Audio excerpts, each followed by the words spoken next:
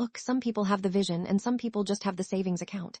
It's not my fault she couldn't keep up creatively. We're better off. The words slid across the noisy restaurant, clean and sharp as sculpted glass. Xavier smiled as he said them, the neon blue from the bar sign glinting off his teeth. Our biggest client, Ms. Vance, nodded sympathetically, her expression a careful mix of pity and business. Stood by the hostess stand, my coat still on, having come to what I thought was our joint client dinner. The moment froze, the low thrum of indie rock, the smell of truffle oil, the way his confidence filled every inch of space he occupied. I turned without a word, but not before I met his eyes. Enjoy the moment, Xavier. You've earned it. We met at a design conference in Seattle. He was the charismatic visionary on stage, all sweeping gestures and talk of disrupting the minimalist furniture space. I was in the audience, the quiet operational mind who could actually build the things he dreamed of. We merged his public-facing genius with my private methodical skill. We called our company Venn Designs, a perfect intersection. I remember one of our first good memories, sitting on the dusty floor of our first tiny workshop at 2 a.m., sharing lukewarm takeout and staring at the prototype of our Tesseract chair. We were exhausted and broke, but we were a team.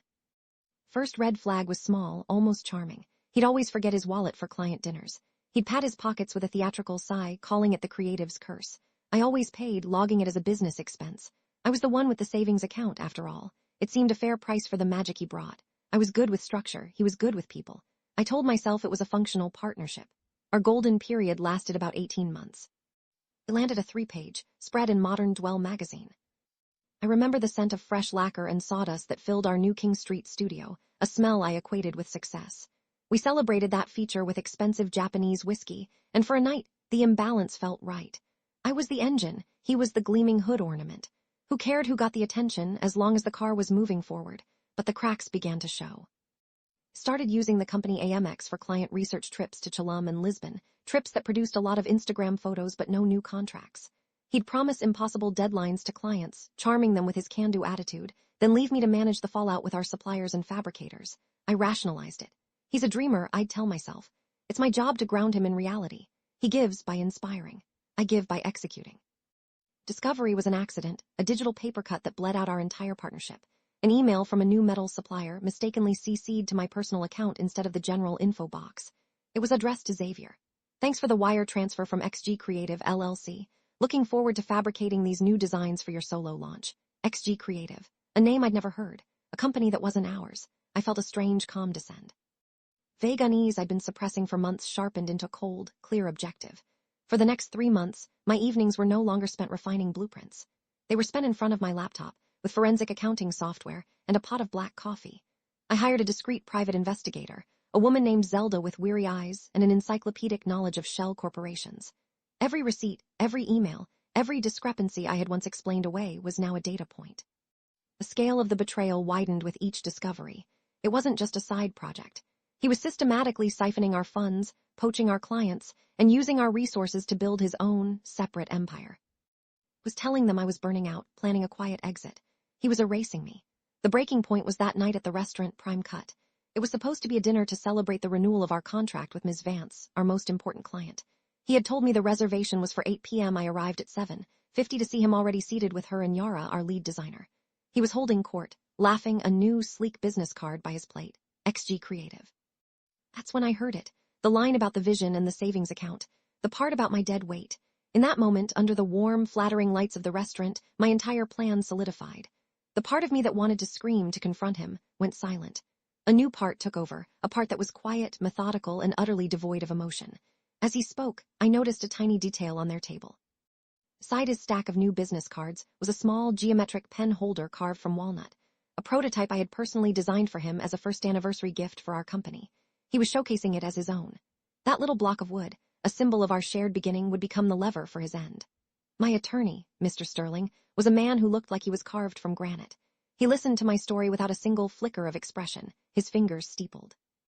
Legal fees were steep, a $15,000 retainer just to begin. Zelda, the pie, sent invoices that made my stomach clench, but every dollar was an investment in my own reclamation. There were nights I'd sit surrounded by bank statements and shipping manifests, the sheer weight of the logistics threatening to crush me. One afternoon, Xavier almost caught me. He walked into the studio while I was on a video call with Sterling. I minimized the screen in a panic, stammering something about a lawyer for my grandmother's will. He just nodded, distracted, already halfway out the door to meet a potential investor. The evidence binder grew thick. It contained 47 distinct wire transfers from Venn Designs to XG Creative, LLC, totaling exactly $132,450. It held printouts of emails he'd sent to our clients from his personal account, pitching his new venture while still drawing a partner's salary from ours. Zelda had secured timestamped security footage from the alley behind our studio, showing him loading my prototypes into his car at 3 a.m. on a Sunday. The most ironic piece of evidence came from an unexpected source. The waiter at Prime Cut, the one who poured Ms. Vance's wine as Xavier dismantled my reputation, was my cousin's roommate. He'd overheard everything and was willing to sign an affidavit. The final piece was the cruelest. He'd filed for patents on 3 of my signature designs, including the Tesseract chair, but Sterling found a flaw. The digital metadata on my original CAD files, saved on my personal encrypted hard drive, predated his filings by over a year. It was my word against his, backed up by an immutable digital fingerprint.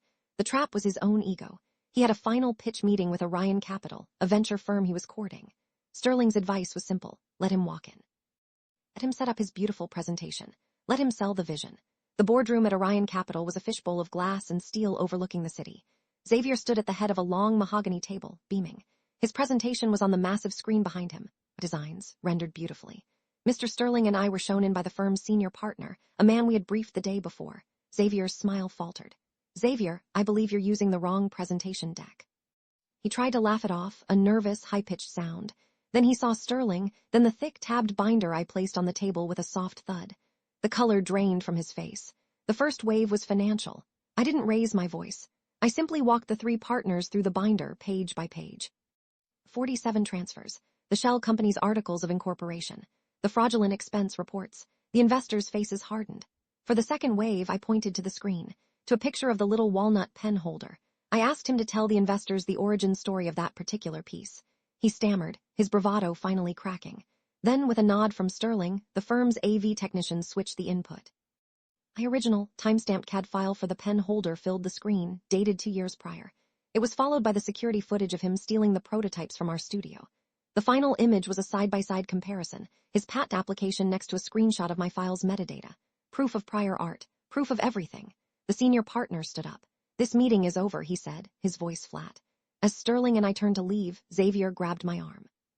His voice was a ragged whisper. "Why?" I pulled my arm away. "Because vision needs a foundation. You stole mine." The chaos was immediate. Within 24 hours, the story was all over the tight-knit design community. My phone lit up with texts from former colleagues, and even an apology from Yara. The civil suit was a formality. A judge granted a summary judgment, forcing the complete liquidation of XG Creative and all its assets.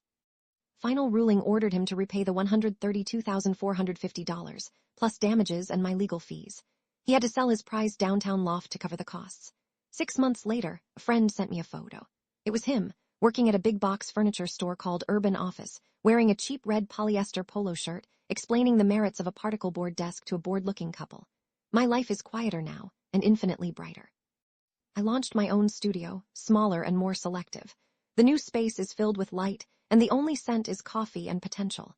I have a new lead designer, Wendy, whose talent is matched only by her integrity. Last week, I stood on a stage at the Independent Design Awards, accepting the prize for Best Newcomer. In my speech, I looked out at the supportive faces in the crowd. "They say some people have vision and others have the resources," I said. I learned it's best to be the person who has both. The applause sounded like justice, and for the first time in years, the silence that followed was entirely my own.